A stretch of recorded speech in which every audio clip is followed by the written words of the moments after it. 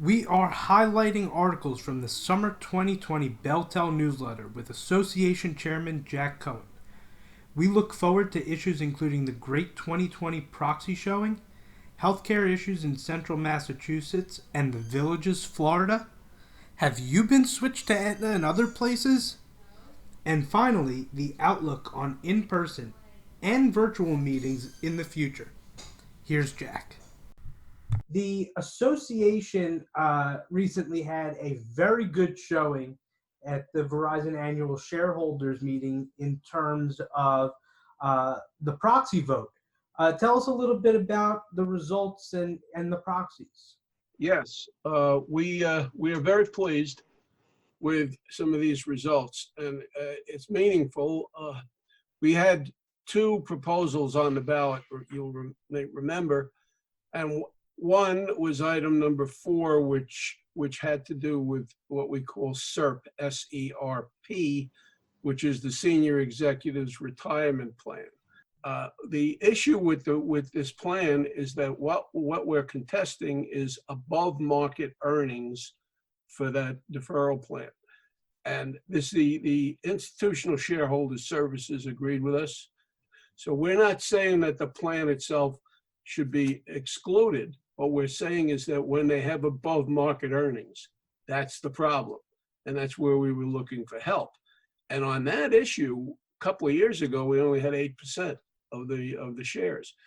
And now, last year, we had 27%, and then that grew to 31.1%.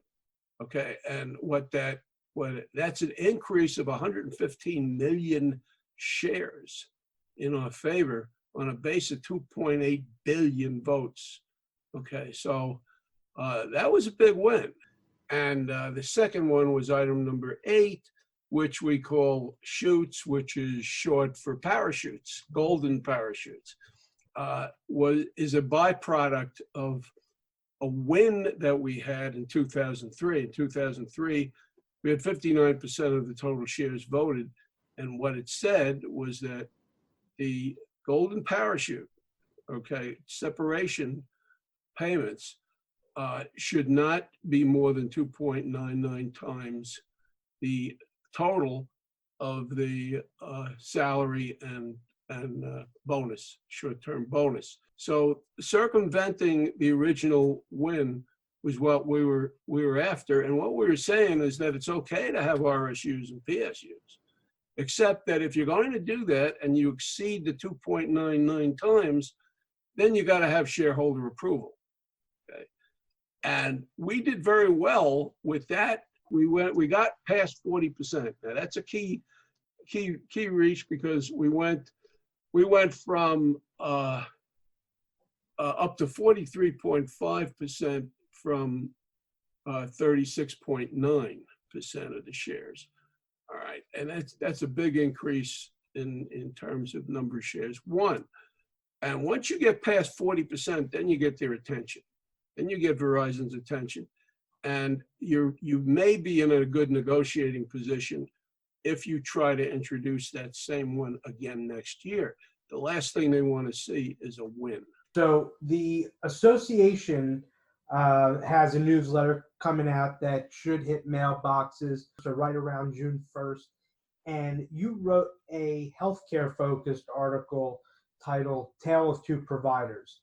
Why was this such an important topic for you for this newsletter? Well, it's vitally important, especially for the regions affected. It focuses on two providers. That one is located in central Massachusetts, and the other one is located at the Villages down in Florida. And in both situations, there are unique problems, especially for the regions affected.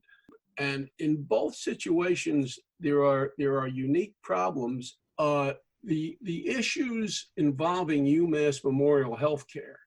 Well, we've been writing about this and talking about it for a while now. This goes back to the fall of 2018, when our members and actually everyone who had United Healthcare, as whether they had it from Verizon or from AARP got a letter. And the letter said that as of January 1st, 2019, if you have United Healthcare, you're going to have to get a different coverage or you're gone.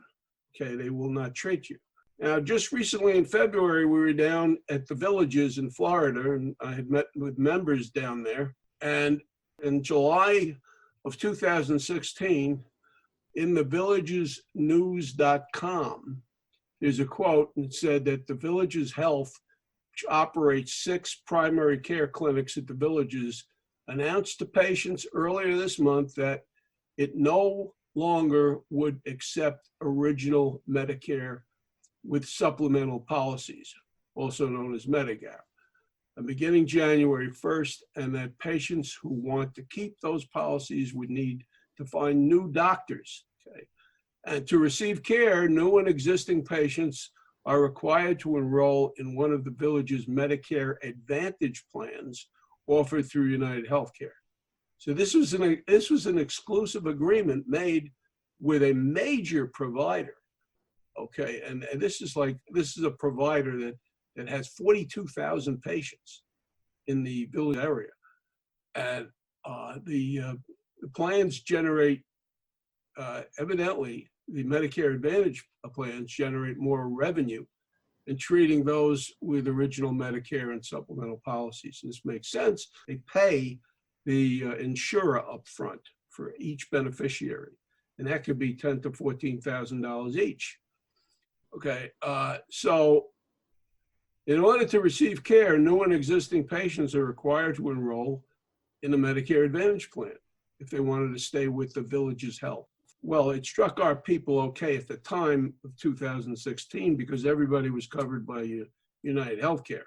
It affected a whole bunch of other people.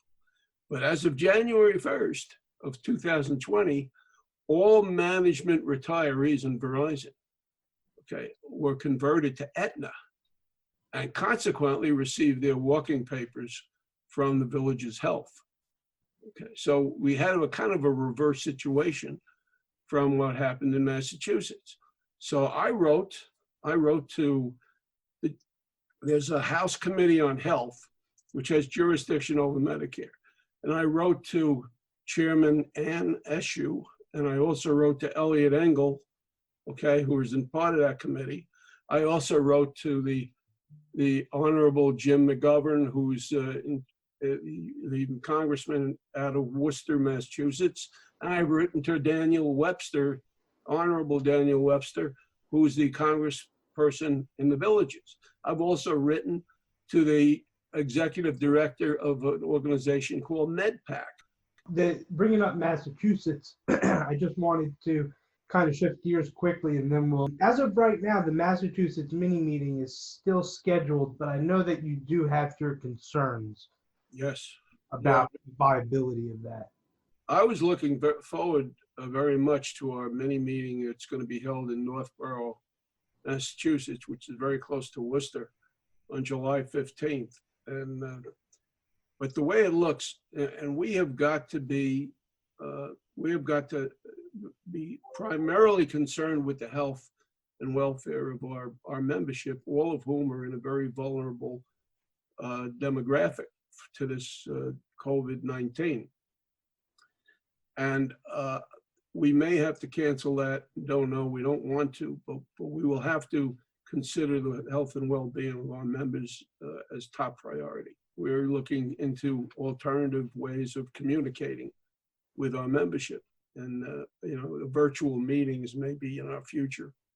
Yeah, well, I mean, we conducted a survey for the association, and I believe it was somewhere around 46% of respondents said that they would be interested in participating in a virtual meeting. But Jack, thank you so much for for joining us again.